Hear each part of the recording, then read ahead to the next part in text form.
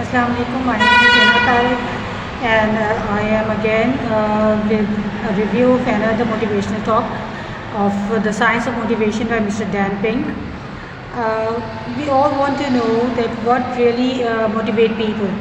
Most of us assume that it rewards like money or promotion or the fear of punishment.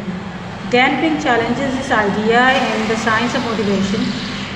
He explains that these traditional carrot and stick motivators only work for simple routine tasks. When work requires creativity for problem solving or innovation, these reward actually reduce performance because they narrow focus and kill curiosity.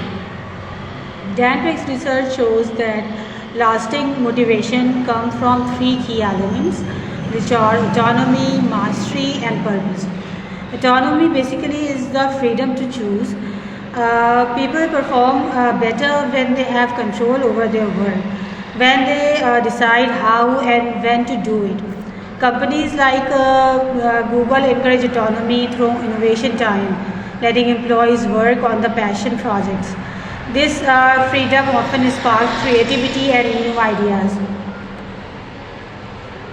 When we talk about mastery, it is the urge to improve. Humans naturally want to get better at things that matter. When their workplace encourage learning and skill development, motivation grows. Progress itself feels rewarding. It's about the joy of getting better, not perfection. The third one he discussed is the purpose, doing something meaningful. We all want to feel that our work makes a difference when people see how their efforts contribute to something larger, a mission, a cause. So they bring their energy and commitment to what they do. So the science of motivation teaches us that rewards can buy short-term efforts, but autonomy, mastery, and purpose build long-term drive.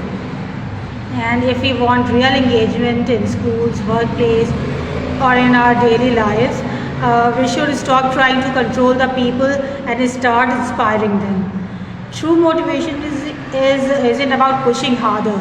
It's about giving people reasons to care, freedom to act, and space to grow. Thank you so much for listening.